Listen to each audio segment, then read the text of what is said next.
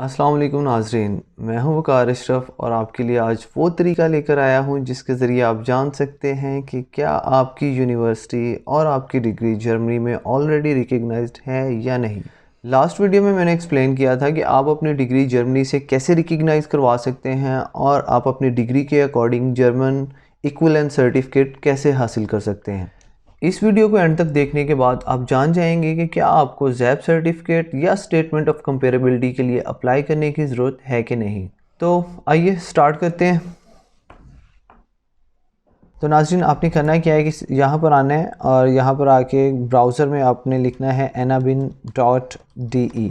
मैंने स्टार्ट में ये कहा था कि आपने गूगल क्रोम ओपन करना है। गूगल क्रोम ओपन करने का फ़ायदा ये होगा कि आपको ट्रांसलेशन की भी ऑप्शन मिल जाएगी। जैसे यहाँ पर आप देख रहे हैं कि ये डॉइश में है, जर्मन लैंग्वेज यहाँ पर आ रही है, तो आप यहाँ से इसको ट्रांसलेट कर सकते हैं। तो अब ये आपका जो आपकी रिस्पेक्टेड लैंग्वेज आपकी कंट्री की होगी उसमें ये ट्रांसलेट हो जाएगा। जैसे यहाँ पे ये इंग्लिश में ट्रांसलेट हो चुका है। यहाँ पे लेफ़्ट साइड पे डिफरेंट ऑप्शंस आ रही हैं, हमें जस्ट फर्स्ट 2 से कंसर्न है। ये ऊपर आपको एनाबिन लिखा हुआ नज़र आ रहा है। नाज़रीन, मैंने लास्ट वीडियो में भी बताया था कि एनाबिन ज़ैप की डेटाबेस है जिसके अंदर डिफरेंट यूनिवर्सिटीज़ की, डिफरेंट कंट्रीज़ की और डिग्रीज़ की इंफॉर्मेशन पड़ी हुई है। तो आप अब क्या करेंगे कि यहाँ पर आके यूनिवर्सिटी डिग्रीज़, अगर आप डिग्री सर्च करना चाह रहे हैं या आप अपनी यूनिवर्सिटी देखना चाह रहे हैं कि आपकी यूनिवर्सिटी जर्मनी में रिकग्नाइज है या नहीं, तो आप यहाँ पर जैसे ही मैंने क्लिक किया तो ये 2 टैब्स ओपन हो गए हैं। एक इन्फो आ रहा है, एक सर्च आ रहा है। अगर ये जर्मन लैंग्वेज में होगा तो यहाँ पर इन्फो या ज़ूखन आ रहा होगा। आपने इन एनी केस यहाँ पर सर्च में या ज़ूखन में क्लिक करना है।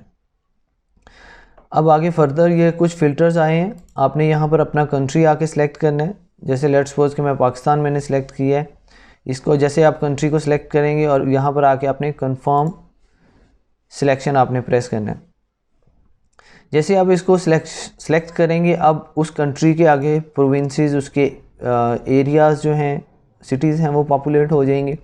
आप अपने सिटी चूज़ करेंगे जिस सिटी से आपने अपनी डिग्री की थी। अब आगे आपने इंस्टीट्यूशन टाइप सेलेक्ट करनी है। मैं यूनिवर्सिटी यहाँ पर कर रहा हूँ। और आगे ये अब 2 फ़िल्टर हैं, इनमें आप लेट्स सपोज के लास्ट में आप कुछ भी लिखते हैं। मैं जैसे पंजाब यूनिवर्सिटी को सर्च करता हूँ तो आप देख सकते हैं कि जैसे मैंने अभी पंजाब ही लिखा है तो ये उसको फ़िल्टर करके ले आया। मैं यूनिवर्सिटी ऑफ द पंजाब को मैं क्लिक करता हूँ। अब जैसे ही अगर आपकी डिज़ायर्ड यूनिवर्सिटी वहाँ पर आ जाती है, आप उसको क्लिक करते हैं तो ये उसकी इन्फॉर्मेशन को पॉपुलेट करके ले आएगा। सबसे इम्पोर्टेंट यहाँ पर जो लास्ट में आपने देखना है कि आपकी डिग्री, आपकी जो यूनिवर्सिटी है वो जर्मनी में रिकग्नाइज है कि नहीं, वो आपको इस स्टेटस कॉलम से पता चलता है। यहाँ पर अगर H+ हो तो H+ का मतलब होता है कि आपकी जो यूनिवर्सिटी है वो रिकग्नाइज्ड है। अगर H- हो तो उसका मतलब है कि वो आपकी यूनिवर्सिटी रिकग्नाइज्ड नहीं है।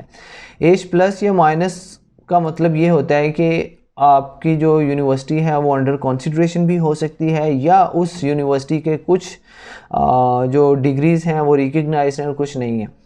बट अगर यहाँ पर H+ आ रहा होता है तो वो आपके लिए बेटर होता है। तो आपने यहाँ पर अगर H+ आ रहा होता है तो इट मीन्स आपकी यूनिवर्सिटी यहाँ पर रिकग्नाइज्ड है। आपने यहाँ पर आना है, इसको क्लिक करना है और इसका प्रिंट ले लेना है। और प्रिंट लेने के बाद आप इसको अपने वीज़ा के साथ लगाकर सबमिट करवा सकते हैं। तो ये तो हो गया हम जब यूनिवर्सिटी को सर्च कर रहे हो कि आपका इंस्टीट्यूशन जो है या आपकी जो यूनिवर्सिटी है वो रिकग्नाइज है या नहीं है। अब हम आते हैं कि अगर हमने डिग्री को सर्च करना हो तो डिग्री को सर्च करने का भी सिंपल तरीका है। आप यहाँ पर जस्ट आएंगे, यूनिवर्सिटी डिग्रीज़ पर क्लिक करेंगे और उसके बाद आपके पास 3 टैब्स आ जाएंगे, info, looking for degree, search for degree types. आप जस्ट लुकिंग फॉर डिग्री पर क्लिक करेंगे। अगेन सेम मेथड, आपने अपना कंट्री सेलेक्ट करना है। जैसे पाकिस्तान ऑलरेडी किया हुआ है, कंफर्म कंट्री सिलेक्शन करेंगे। उसके बाद आपने अब आपकी जो भी डिग्री होगी वो आपने यहाँ पर सर्च करना है। लेट्स सपोज मैं यहाँ पर बैचलर ऑफ आर्ट्स या बैचलर ऑफ साइंस सेलेक्ट करता हूँ। अब उसके अकॉर्डिंगली नीचे आपकी जो जो डिग्रीज़ हैं वो आ रही होंगी। तो इस तरह आपने अपनी इस तरह आगे नेक्स्ट ये फर्दर सिलेक्शन भी है अगर आप करना चाह रहे हो। अगर ये आपकी इंजीनियरिंग है, लेट्स सपोज वो इसमें नहीं आ रही, अब ऊपर से कुछ बैचलर ऑफ इंजीनियरिंग।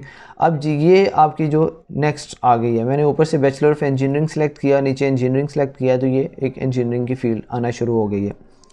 तो यहाँ से नाजरीन आप फर्दर देख सकते हैं कि जैसे अगर आपकी यहाँ पर डिग्री आ रही हो नीचे तो इट मींस कि वो रिकग्नाइज़ है, और अगर नहीं आ रही तो वो रिकग्नाइज़ नहीं है। बाज़ औक़ात होता ये है कि एक यूनिवर्सिटी तो रिकग्नाइज़ होती है लेकिन उसमें डिफरेंट प्रोग्राम्स जो हैं वो कुछ आ रहे होते हैं, कुछ नहीं आ रहे होते। तो जो प्रोग्राम्स नहीं आ रहे होते उनके लिए आपको ज़ैब का सर्टिफिकेट हासिल करना लाजमी होता है। सो आई होप आपको मेरी ये वीडियो आपको पसंद आई होगी। अगर आपको पसंद आई है तो प्लीज़ इस वीडियो को लाइक करें। अगर आपने सब्सक्राइब नहीं किया तो प्लीज़ सब्सक्राइब करें। Thank you.